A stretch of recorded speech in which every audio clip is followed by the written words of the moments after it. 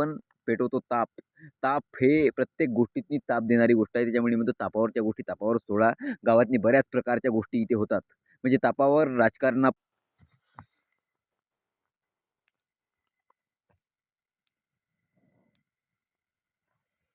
तर नमस्कार मित्रांनो, स्वागत आहे तुमचं परत एकदा. तर संध्याकाळचे 8 वाजलेले आहेत आणि थंडीचे दिवस चालू झालेले आहेत. त्यामुळे थंडीच्या सुद्धा तुम्हाला 1,000,000 शुभेच्छा. कारण की आता जवळपास 3रा दिवस आहे ह्या थंडीचा. कारण की जेव्हापासून मी वावरात येऊन राहिलो, जवळपास आज 3 दिवस झाले कंटिन्यू.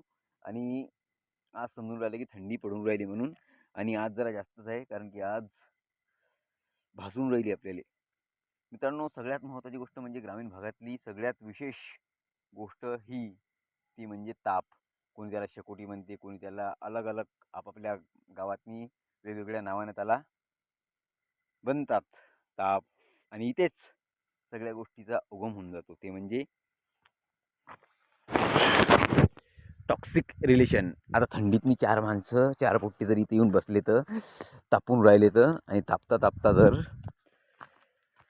वेळ लागला आणि वेळ लागल्यानंतर माणूस घरी गेलं तर मग घरी गेल्यानंतर विचारतात कुठे होते, काय होते, काय होते. काहीच नाही आहे. म्हणजे जे जेन्युइन असतात ना, त्यांना कोणी किती काही बी एलिगेशन्स लावले तरी तो रॉयलच असतो. आणि जो नकली बंडलबाज असतो ना, त्याला किती काही चांगलं म्हटलं पण ते कर्म कधी ना कधी एक्सपोज होतेच.